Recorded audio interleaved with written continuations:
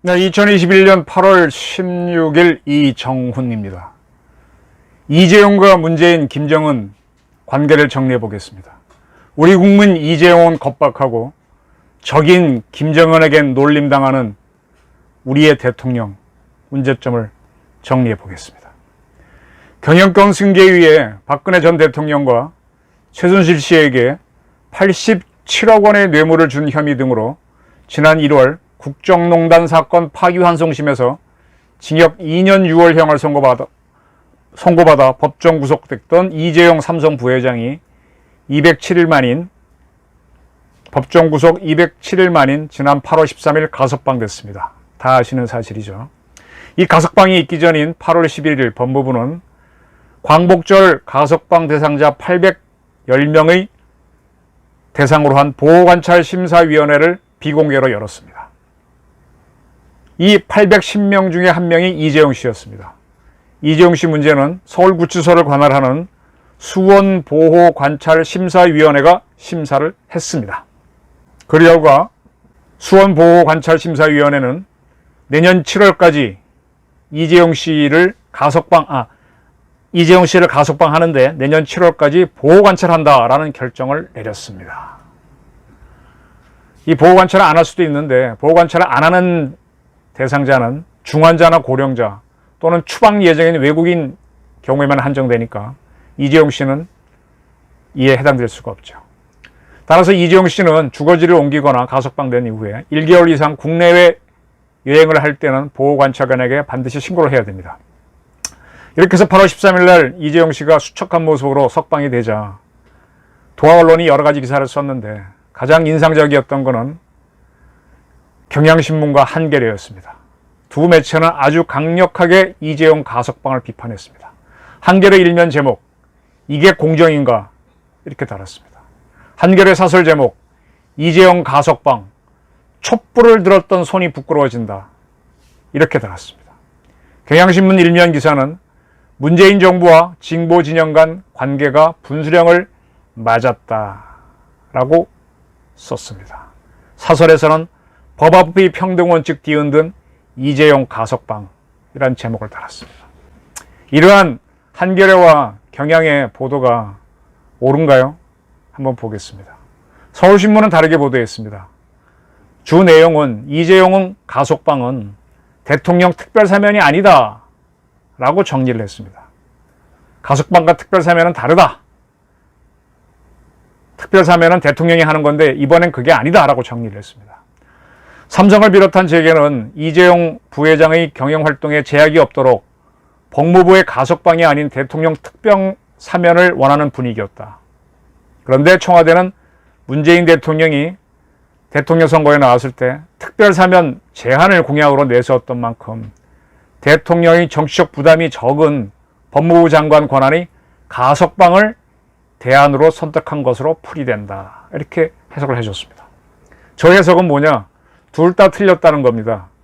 경향과 한겨레의 보도 해석은 완전히 틀렸고 서울신문 해석도 상당히 틀렸다는 겁니다. 우선 경향신문이 주장했던 법 앞에 평등 원칙을 뒤흔들었다. 이재용 석방이. 그렇게 주장한 것은 전혀 사실이 아닙니다. 평등함을 적용했기 때문에 이재용은 석방된 겁니다. 왜 그러냐? 법무부에서는 가석방 원칙을 정해놓고 있습니다. 가석방 원칙은 과거에는 형기의 80%를 채워야 가석방 대상자가 될 수 있습니다. 80%의 형기를 채우고 행정 성적이 매우 좋아야 가석방이 될 수 있는데 지금 코로나가 대유행하지 않습니까? 수감자들이 위험하고 해서 지난해 언젠가요? 4월인가요? 지난 4월이거든요. 형기의 60%를 채우면 가석방할 수 있다는 것으로 법무부가 조건을 바꿨습니다. 이재용 씨는 과거에도 수감된 적이 있었기 때문에 2년 6월형의 60%는 이미 채웠습니다. 그리고 초범입니다. 전과가 없습니다. 행정 성적이 매우 좋았습니다. 그러면 당연히 보호관찰심사위원회에서 가석방 대상자가 되는 거죠. 평등을 원칙을 어기가 아니라 다른 사람과 똑같이 한 거고 특혜를 준 것도 없습니다. 아무것도 없습니다. 이 정권은 아무것도 준 게 없습니다. 지금까지 나온 보도를 보게 되면 이재용 씨는 서울구치소에 뜨거운 물이 나오지 않는 1.8평 독방에서 지냈다고 합니다. 근데 같이 있다가 나온 재소자들이 말하기를 이재용 씨는 코로나 상황 악화로 운동 시간이 주 1회로 제한되기 전까지 매일 30분씩 어김없이 우통을 벗고 나와 100여 평의 공도를 전력 질주했다.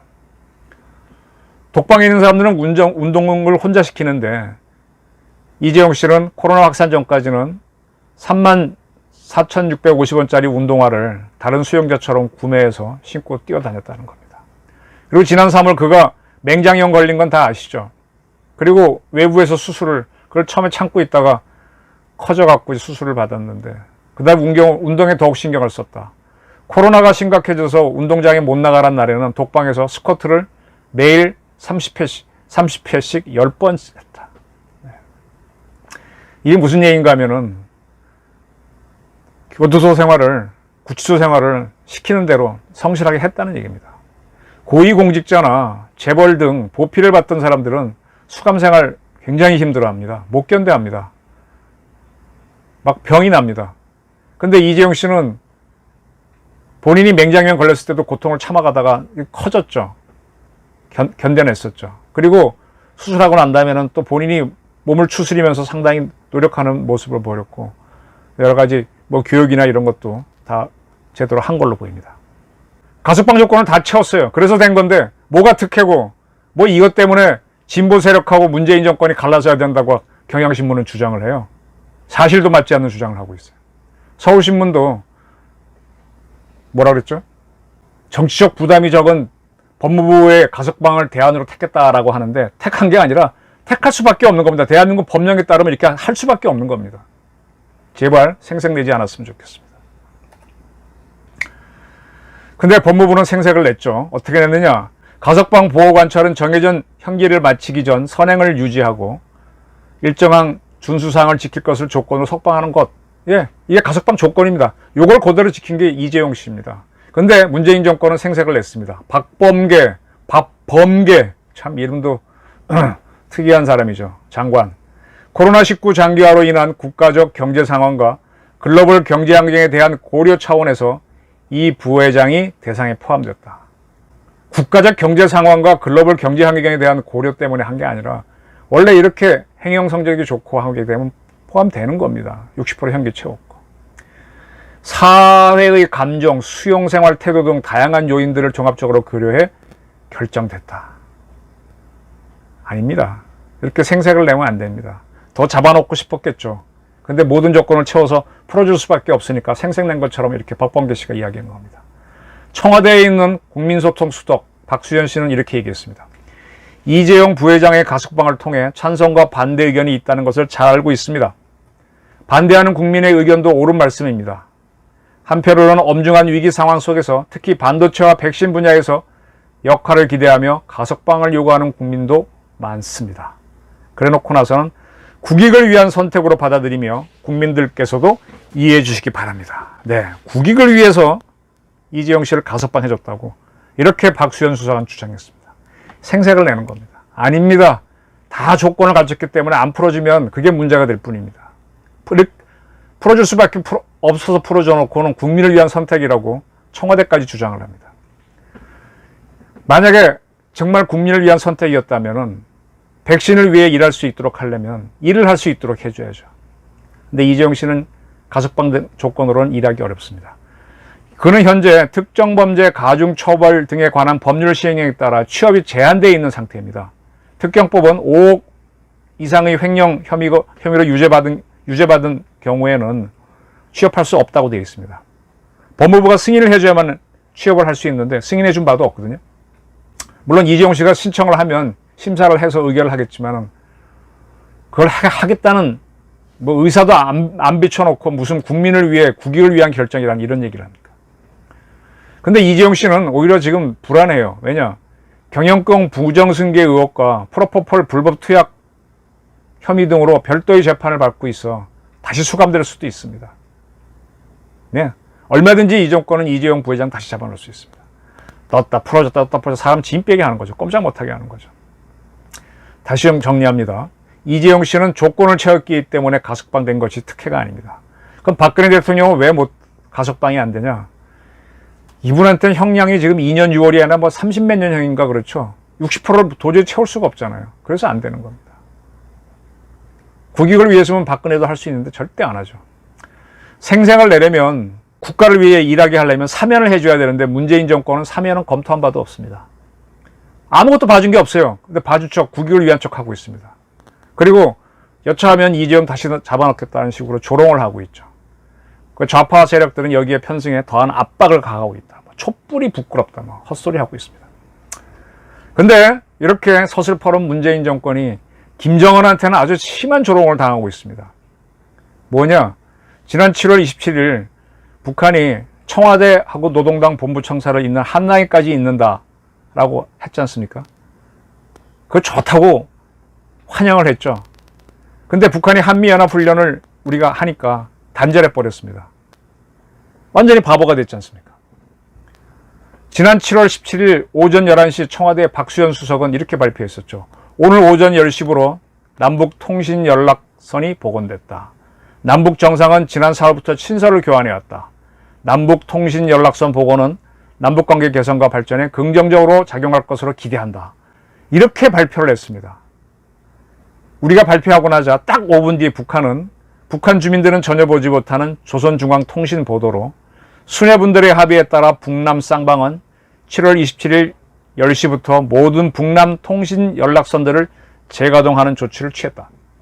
지금 온결에는 좌절과 침체 상태에 있는 북남 관계가 하루빨리 회복되길 간절히 바라고 있다.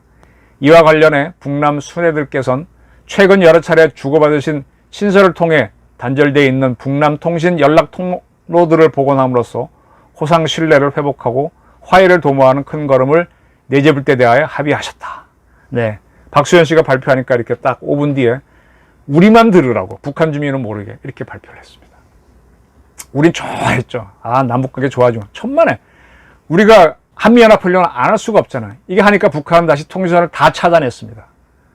네, 홍보수석이 직접 나서서 자랑했던 대국민 발표를 했던 청와대를 바보가 됐습니다. 조롱당했습니다. 근데 청와대는 찍소리도 못합니다.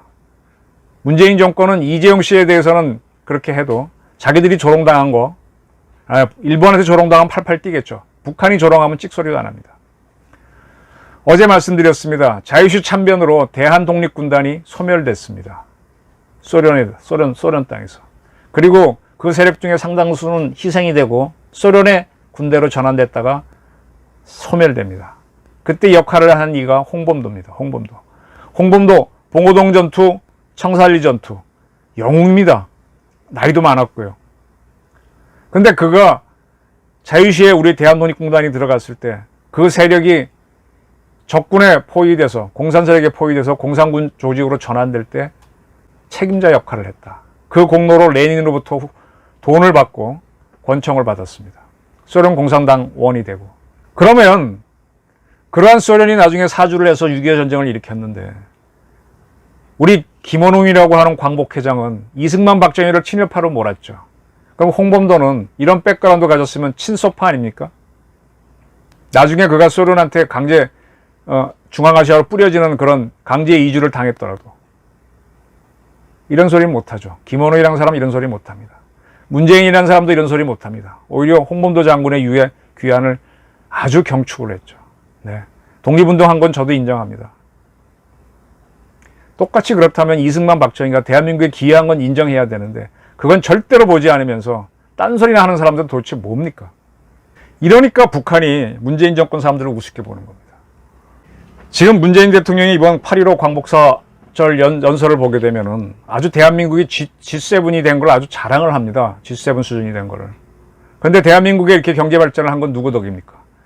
이승만 대통령이 미국과 관계를 맺었고 박정희 전두환이 경제를 일으킨 거 아닙니까? 그러한 경제력 덕택에 지금 북한을 지원하면서 북한과 대화하자 이렇게 할 수 있게 됐는데 그 세 사람은 아주 우습게 봅니다. 이승만, 박정희, 전두환은 이은 대통령이 누굽니까? 문재인이죠. 앞에 세 사람이 없으면 문재인도 없지 않습니까? 근데 이들을 부정해요. 그러면서 공산 세력 김정은의 비위는 맞추려고 하다가 조롱을 당합니다. 도대체 어느 나라 대통령이고 어느 나라 정권입니까? 우리도 이제 분명히 좀 합시다. 일본은 우리의 적이냐 아니냐. 시점을 구분해야죠. 1945년 이전에 있었던 일본, 대일본 제국이라 그러죠. 줄여서 일제. 그건 우리의 적입니다. 죽여야 되는 적입니다. 그러나 1945년 미국에 항복하고 1952년 새로 만들어진 일본국이라고 하는 현재의 일본은 친구입니다. 그래서 64년도에 한일국교 정상화를 맺어서 친구가 되기로 한 겁니다. 이 시점을 구별하지 못하고 우리한테 옛날에 싸웠으니 평생 원수로 가자. 그러면 을지문덕이 싸우고 연개소문이 싸웠던 중국은 우리의 평생 원수 아닙니까? 왜 친구라 그래? 세상은 자꾸 시점을 기준으로 뭐가 바뀌는 겁니다. 이게 국제정치인데 이걸 몰라도 너무 모르는 게 문재인 정권 사람들입니다. 영국과 프랑스를 말씀드릴까요? 영국과 프랑스가 나치 독일하고 싸웠습니다. 분명히 적이었습니다. 그러나 1945년 독일이 항복하고 49년도인가요?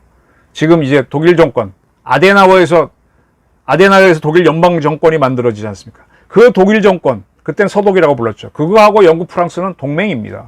친구입니다.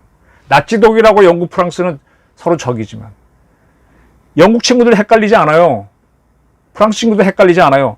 대한민국만 헷갈리자고 하는 게 이게 김원웅이 같은 광복회 사람들이 이런 주장하고 있습니다. 그러면 천년 숙적 중국에 대해서는 왜 숙적이란 말을 못하냐 이거예요. 그리고 6.25 전쟁 때 우리를 공격했던 북한에 대해서는 왜 적이라는 소리를 못하고 조롱을 당하고 있냐 이거예요. 정말 국제정치를 몰라도 너무 모릅니다. 또 하나, 대한민국 대통령은요, 대한민국 헌법을 지키고 헌법을 수호해야 됩니다. 근데 6.15 공동선언이 헌법보다 위에 있다라고 믿고 그렇게 행동하려고 하게 되면 그건 대한민국 헌법 위반입니다. 바로 이것을 주사파가 원하는 거고 북한이 원하는 겁니다. 민족공조를 내세워서 헌법 위에 있는 것처럼.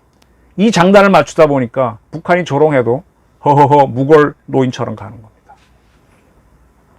권력을 가졌다고 대한민국 먹고 살게 해주는 이재용을 겁박하고 조롱하는 것이 좌파들, 바로 인민민주주의 세력입니다. 그 자들이 자꾸 지금 조물조물 기어나오고 있어요. 자꾸 기어나옵니다.